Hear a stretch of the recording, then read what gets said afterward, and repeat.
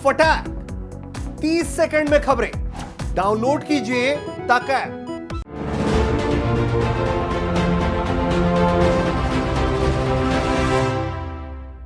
नमस्कार दोस्तों, defence diary का ये अंक खास है क्योंकि देश आर्मी डे मना रहा है, राजपथ पर गणतंत्र दिवस की तैयारियां चल रही हैं और इस वक्त मैं राजपथ से ही आपको डिफेंस डायरी में एक और अनसुनी कहानी सुनाने जा रहा हूं।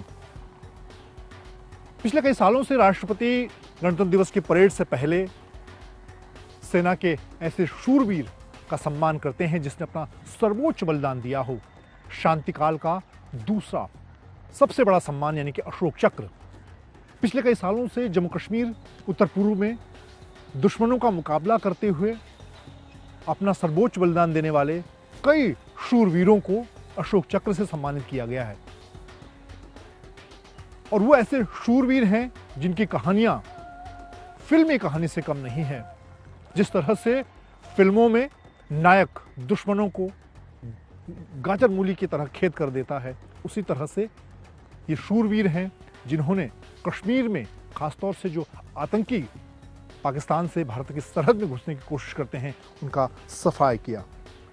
और आज की जो डिफेंस डायरी की कहानी है एक ऐसे ही शूरवीर की है जिन्हें 2017 में उनके सर्वोच्च बलिदान के लिए अशोक चक्र से सम्मानित किया गया।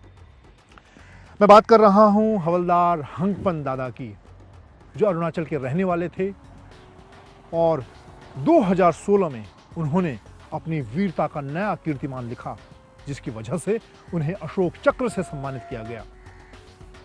इससे पहले मैं उनके उस ऑपरेशन की कहानी आपको बताऊं, उनके शुरुआती दिनों की बात हम करते हैं। 1997 में हंगपन दादा अरुणाचल से सेना की पैराशूट रेजिमेंट, जिसे स्पेशल फोर्स रेजिमेंट भी कहा जाता है, उसमें भर्ती हुए।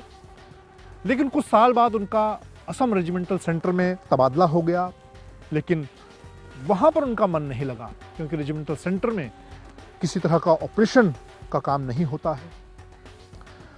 उसके बाद 2005 में जब उनका तबादला हुआ, उन्होंने अनुरोध किया कि उन्हें कश्मीर में जाने का मौका दिया जाए।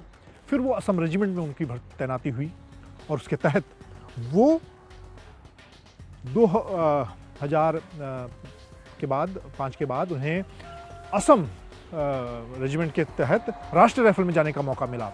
और ये बात 2016 की है जब वो उनकी तैनाती लाइन ऑफ कंट्रोल पर, कश्मीर में पाकिस्तान सरहद पर लाइन ऑफ कंट्रोल उनकी तैनाती हुई।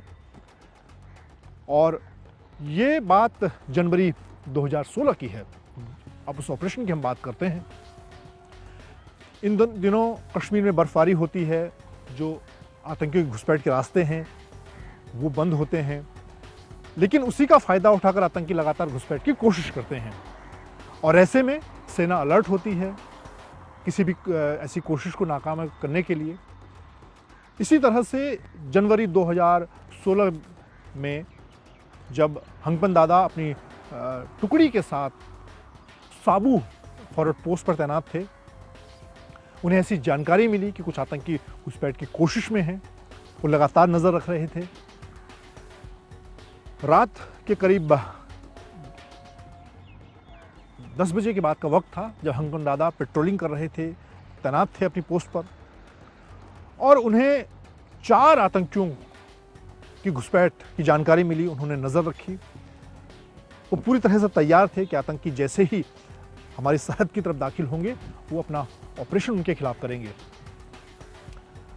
आतंकी तमाम आधुनिक हथियार, गोला बारूद से लैस थे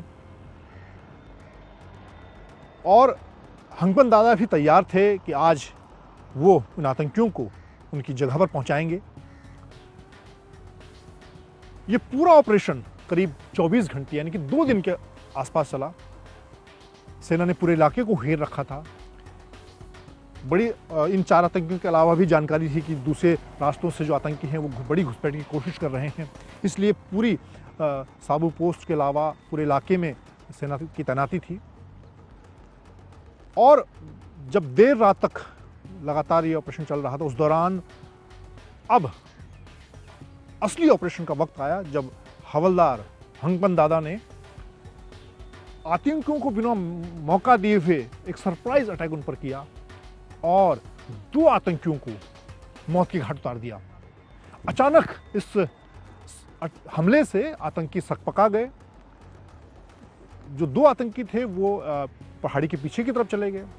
उसके बाद जो तीसरा आतंकी था उसको हंगपन दादा ने बिना हथियार के, यानी कि रात के अंधेरे में गुत्थम गुत्था, आमने सामने की लड़ाई में, गुत्थम गुत्था की लड़ाई में उसे अपनी खुकरी से उसे मौत के घाट उतारा। और इस दौरान उस गुत्थम गुत्था की लड़ाई में हंगपन दादा लुढ़क कर पहाड़ी की दूसरी तरफ चले गए। जंगल का इलाका, पहाड़ का इलाका, पहाड़ी चोटी बर्फ से ढकी हुई है, उसमें हवलदार हंगपन दादा लुढ़कते हुए पहाड़ी की दूसरी तरफ चले गए। और उस दौरान जो चौथा आतंकी था उसे मौका मिल गया। उसने अपनी पोजीशन पहाड़ी की दूसरी तरफ संभाल ली थी और उसने अपनी AK-47 राइफल से ताबड़तोड़ फायरिंग शुरू कर दी, जिसमें हंगपन दादा घायल हो गए। लेकिन इससे उनके हौसलों पर कोई वो हारे नहीं और उन्होंने उस आतंकी को अपने कब्जे में किया, उसको भी उन्होंने मौत की घाट उतारा। ये ऐसी लड़ाई थी जहां पर हंगपन दादा अकेले उन्होंने 4 आतंकियों का सफाया कर दिया।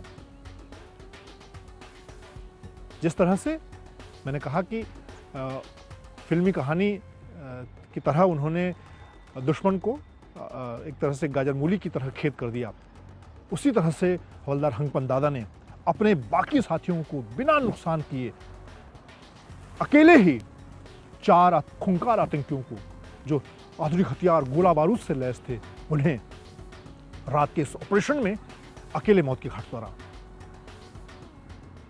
उनकी इस वीरता के लिए देश ने उन्हें अशोक चक्र से सम्मानित किया। उन्होंने अपना सर्वोच्च बलिदान दिया, प्राण न्यौछावर किए देश पर, जो उनका सपना था बचपन से। उनके अगर बचपन की बात करें तो जब 26 जनवरी 2017 को उनकी विधवा पत्नी चेसन लोवांग राजपथ पर अशोक चक्र लेने आई, तत्कालीन राष्ट्रपति प्रणब मुखर्जी ने उन्हें मरणोपरांत अशोक चक्र दिया। उनकी आंखों में आंसू थे। मुझे भी उनसे बात करने का मौका मिला, उनकी पत्नी से, उनके तमाम जो साथी थे। तो वो उन्होंने जिस तरह से हवलदार हंगपन दादा के बारे में बात बताई, वो किस तरह से अपने प्राणों पर खेलकर साथियों को बचाने, साथियों की मदद करने की उनकी जो भावना थी, वो उसका कोई दूसरा एग्जाम्पल, दूसरा उदाहरण हमें नहीं मिलता। और ये कहानी 2016 की नहीं बल्कि उससे पहले उनके बचपन में हम देखें, उनकी पत्नी ने जो बताया, उनके साथियों ने जो बताया, अरुणाचल के जिस गांव में वो पैदा हुए,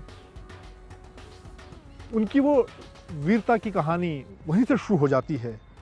बचपन में उन्होंने अपना एक साथी था सोमांग लामरा, जब वो स्कूल जा रहे थे, नदी में बाढ़ आने की वजह से उनका साथी सोमांग लामरा नदी में डूबने लग गया। तो हंगपन दादा बिना अपनी जान की परवाह किए बगैर नदी में कूदे और अपने इस साथी को उन्होंने बचाया। और बचपन से ही उनका सपना था कि वो सेना में भर्ती होंगे और इसीलिए वो सेना की पैराशूट रेजिमेंट में भर्ती हुए। उन्हें मालूम था कि वो एक पैरा कमांडो बनना चाहते थे और वो सपना उनका सेना की पैराशूट रेजिमेंट में जाकर पूरा हुआ। और लगातार वो उनकी कोशिश थी कि वो दुश्मन के खिलाफ कार्रवाई करें।